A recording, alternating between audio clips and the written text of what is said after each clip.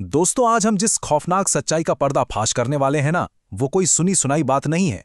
मुंबई का मशहूर SNDT girls college दिन में चहल पहल, लेकिन इसके एक बंद खंडर में आज भी एक ऐसा गहरा जमा देने वाला राज दफन है जो किसी की भी रूह कंपा दे। चलिए इस खौफनाक दास्तान के अंधेरे में एक साथ उतरते हैं। मुझे यहां मारा गया था और अब मैं अपना बदला लेना चाहती हूं। जरा इमेजिन कीजिए, एक बिल्कुल सुनसान वीरान सी इमारत, और वहां एक पुराने ब्लैकबोर्ड पर अचानक चौक अपने आप हवा में उठकर ये खौफनाक मैसेज लिखने लगे। रोंगटे खड़े हो गए ना? ये कोई फिल्मों की कहानी नहीं है। ये 20 साल के रोहन की वो रूह कंपा देने वाली हकीकत है जिसने उसकी पूरी दुनिया ही पलट के रख दी। Section 1, the midnight challenge. अब रोहन कोई ऐसा लड़का नहीं था जो भूतों पर यकीन करे। Absolute sceptic.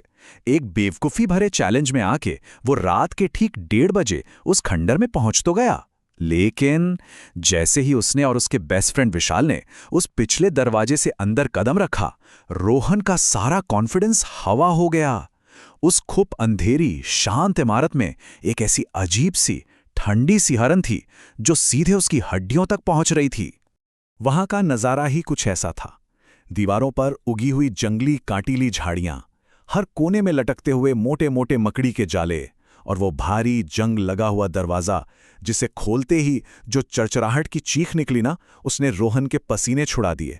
और फिर वो सन्नाटा, एक ऐसा दम घोंटने वाला सन्नाटा कि रोहन को अपने दिल की धक धक बिल्कुल साफ और बहुत तेज सुनाई देने लगी थी।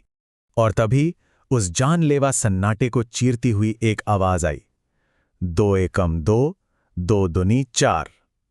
एक औरत की बिल्कुल शांत आवाज। ऐसा लग रहा था मानो कोई टीचर रात के अंधेरे में गणित के पहाड़े पढ़ रही हो। वो आवाज उस खाली कॉरिडोर में अजीब तरह से गूंज रही थी। विशाल तो बुरी तरह डर गया था, पर रोहन अंदर से कांपते हुए भी खुद को बस यही तसल्ली दे रहा था कि नहीं यार, ये पक्का कोई भद्दा मजाक है। Section 2, the dead zone. दिल में खौफ लिए वो दोनों उस अंधेरे रास्ते से होते हुए एक पुराने क्लासरूम के दरवाजे तक पहुंचे। वहां पहुंचते ही अचानक सब शांत हो गया, आवाजें एकदम से बंद, लेकिन वहां का तापमान अचानक से गिर गया। रोहन को लगा जैसे वो अचानक किसी डीप फ्रीजर के बाहर खड़ा हो। एक ऐसी चुभने वाली अस्वाभाविक ठंड जिसने उसकी सांसें ही अटका दी। बहुत हिम्मत जुटाकर रोहन ने अंदर झांका। कमरा बिल्कुल खाली था। वहां सिर्फ टूटी फूटी कुर्सियां थीं, बिखरी हुई मेजें और सामने दीवार पर टंगा एक बहुत पुराना ब्लैकबोर्ड। अंदर किसी को ना पाकर रोहन ने गहरी सांस ली। एक झूठी तसल्ली दी खुद को कि देखा, यहां कोई नहीं है, ये सिर्फ हमारा वहम है। पर उसकी ये तसल्ली चंद सेकंड्स की ही मेहमान थी। उसी खाली कमरे में वो अदृश्य औरत की आवाज फिर से गूंज उठी, लेकिन इस बार वो शांत नहीं थी।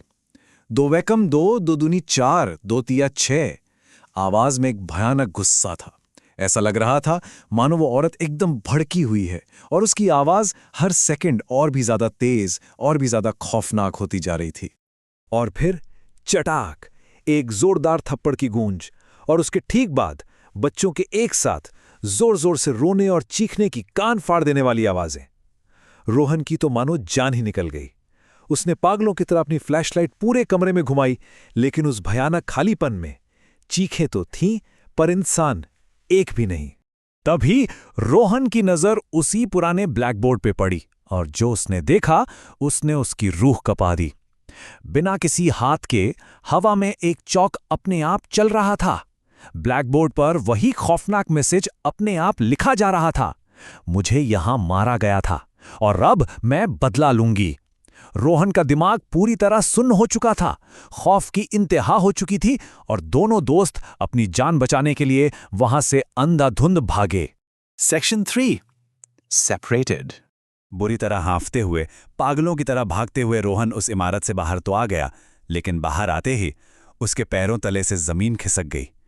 विशाल वहां था ही नहीं। जो दोस्त हर कदम पर साए की तरह उसके साथ था, वो बाहर निकल ही नहीं पाया था। उस डरावने अंधेरे में रोहन ने चीख चीख कर विशाल को आवाजें दी, पर सन्नाटे के अलावा कोई जवाब नहीं आया। घबराहट में रोहन ने ऊपर देखा और उसकी सांसें जैसे गले में ही फंस गईं। फर्स्ट फ्लोर की एक बंद खिड़की के पीछे विशाल खड़ा रो रहा था। वो शापित इमारत के अंदर कैद हो चुका था।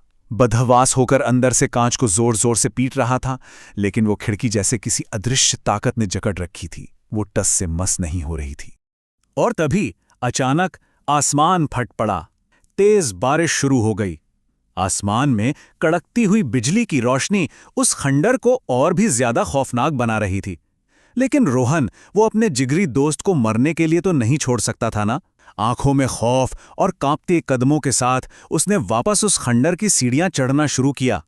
उसे पता था वो भूतिया क्लासरूम उसका इंतजार कर रहा है। Section 4, face to face.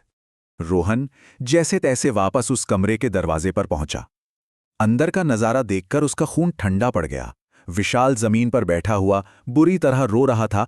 वो एक गहरे सदमे में था, और सबसे भयानक बात, वो खुद वही गणित के पहाड़े बुदबुदा रहा था, और उसकी फटी हुई आंखें कमरे में खड़ी एक बहुत ही डरावनी आकृति पर बिना पलक झपकाए टिकी हुई थीं।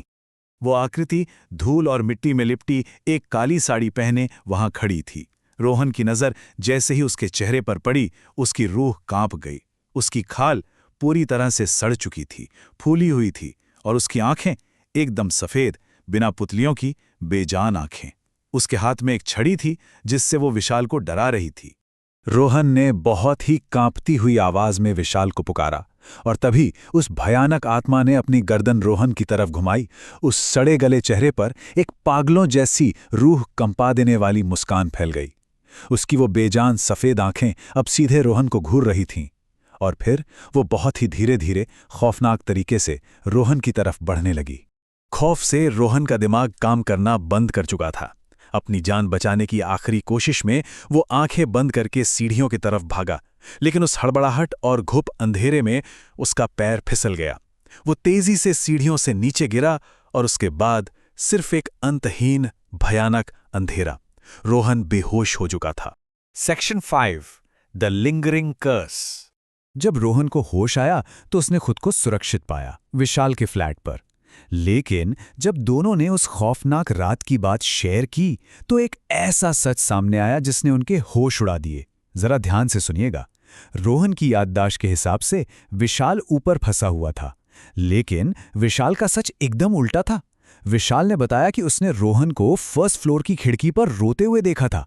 उस भयानक आत्मा ने दोनों दोस्तों के दिमाग के साथ खौफ का एक ऐसा इल्यूजन, ऐसा भ्रम खेला था जो समझ से परे है।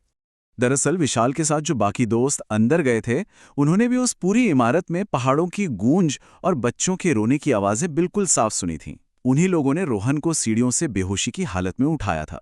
इस खौफनाक घटना के बाद से वो खंडर पूरी तरह और सख्ती से बंद कर दिया गया।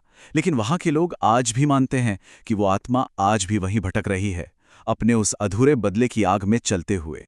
और ये पूरी दास्तान हमें एक बेहद डरावने सवाल के साथ छोड़ जाती है। अगर आज रात ठीक 12 बजे कोई एसएनडीटी कॉलेज के उन पुराने खंडरों के पास से गुजरे तो उस अंधेरे में उसका इंतजार कौन कर रहा होगा? दोस्तों, अगर कभी रात के सन्नाटे में किसी पुरानी इमारत के पास से गुजरते हुए आपको पहाड़े पड़ने की आवाज़ सुनाई देना, तो भूलकर भी पीछे मुड़कर मत देखना। आज के इस एक्सप्लेनर में बस इतना ही। सुरक्षित रहिए और उस अंधेरे से बचकर रहिए।